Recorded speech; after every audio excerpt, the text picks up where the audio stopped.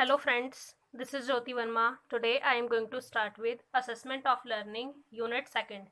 Unit second के दो topics हम पहले भी पढ़ चुके हैं, जिसमें हमारा टॉपिक था characteristics of good measuring instruments and factors, और नेक्स्ट टॉपिक था हमारा इसके अंदर रिलायबिलिटी यानी कि विश्वसनीयता।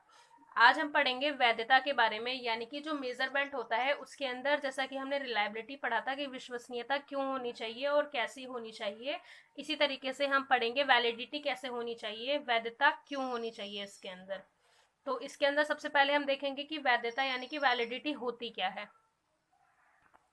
First of all meaning of validity, तो इसके अंदर है वैधता किसी भी परीक्षण का, मतलब अगर कोई भी टेस्ट हो रहा है, कोई भी परीक्षण हो रहा है, परीक्षण का एक अत्यंत आवश्यक गुण है, मतलब ये एक इसकी एक क्वालिटी है, गुण है। वैधता से तात्पर्य किसी परीक्षा या परीक्षण, मतलब कोई भी एग्जाम हो रहा है या कोई भी टेस्ट हो रहा है, उसकी विशेषता से होता है, मतलब ये उसकी एक कैरेक्टरिस्टिक होती है कि उसमें वैधता है, वैलिडिटी है, जिसके अंतर्गत यह समझा जाता है कि वह परीक्षा या परीक्षण, मतलब जो एग्जाम है या टेस्ट है, उसी तत्व या विशेषता का मूल्यांकन करती है जिसके लिए उसे बनाया गया है।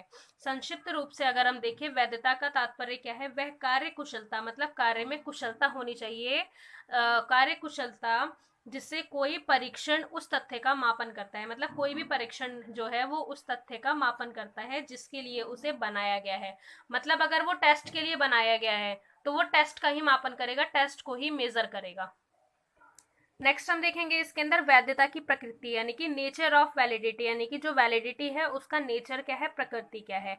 मनोवैज्ञानिक परीक्षण का निर्माण बहुत से उद्देश्यों को, मतलब जो ये परीक्षण होता है इसका जो उद्देश्य है वो क्या है, ध्यान में रखकर किया जाता है, मतलब बहुत से उद्देश्यों को, ऑब्जेक्टिव्स को ध्यान में रखकर किया जाता है। किसी परीक्षण के द्वारा किसी उद्देश्य की पूर्ति कहाँ तक होती है, मतलब कोई भी अगर परीक्षण है तो उससे किसी भी परीक्षण के द्वारा किसी उद्देश्य की पूर्ति कहाँ तक होती है, वही उसकी वैधता कहलाती है।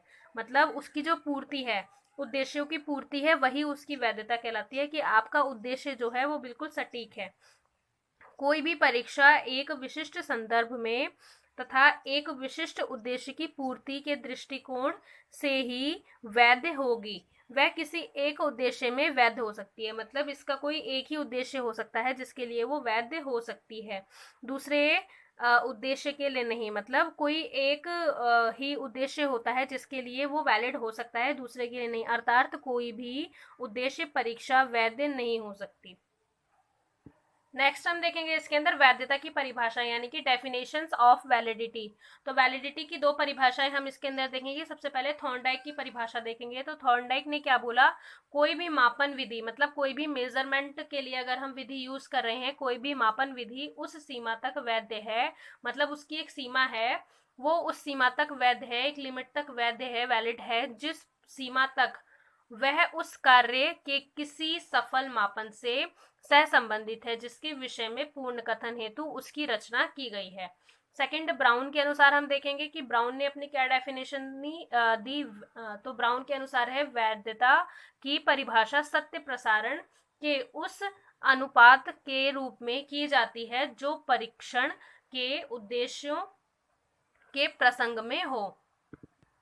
नेक्स्ट हम देखेंगे वैधता के प्रकार, यानी कि टाइप्स ऑफ वैलिडिटी। तो इसमें कई प्रकार के टाइप्स दे रखे हैं, लेकिन हम पढ़ेंगे दो साइकोलॉजिस्ट के अनुसार कि इनकी क्या, इनके द्वारा दिए गए क्या क्या टाइप्स हैं। तो हम क्रॉनबैक के 4 प्रकार दिए उन्होंने, जो क्रॉनबैक थे उन्होंने 4 प्रकार दिए, तो इनके प्रकारों को हम देखेंगे। पहला है पूर्व कथन वैधता, सेकंड है हमारा विषय वस्तु वैधता, थर्ड है हमारा सी जिसमें है समवर्ती वैधता, और डी है हमारा इसके अंदर रचनात्मक वैधता।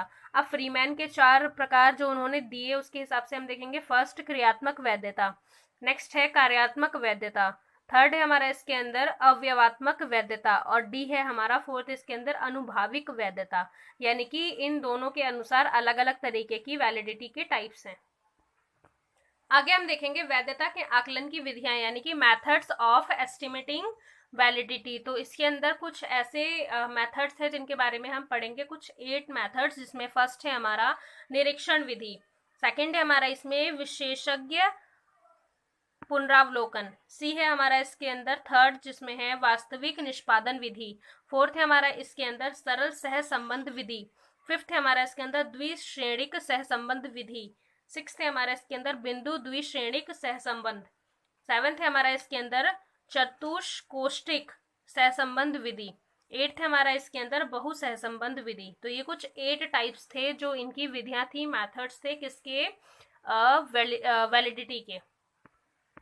आगे हम देखेंगे परीक्षण की वैधता बढ़ाने के उपाय, यानी कि जो मेजरमेंट है वैलिडिटी का, measures for improving validity of test. तो टेस्ट की वैलिडिटी को बढ़ाने के लिए किस तरीके से उपाय किए जाते हैं, उसमें हम फर्स्ट देखेंगे परीक्षण द्वारा मापीय गुणों को, उद्देश्यों अथवा लक्ष्यों को, मतलब इन तीनों चीजों को निश्चित एवं सुस्पष्ट किया जाए, मतलब इन चीजों को स्पष्ट रूप से देखा जाए।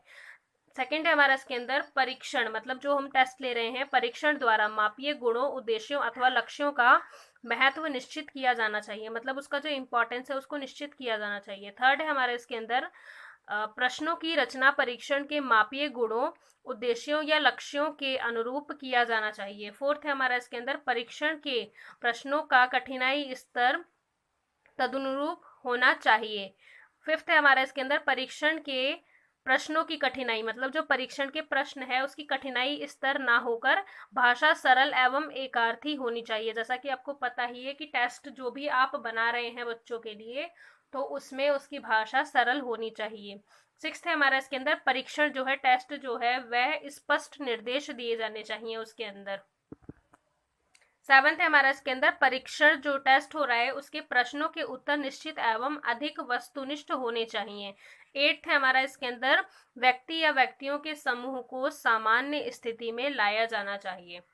तो इसके अंदर हमारे 8 पॉइंट्स थे जो थे किसके, परीक्षण की वैधता बढ़ाने के उपाय, मतलब उसमें जो वैलिडिटी है उसको और ज्यादा बढ़ाने के उपाय।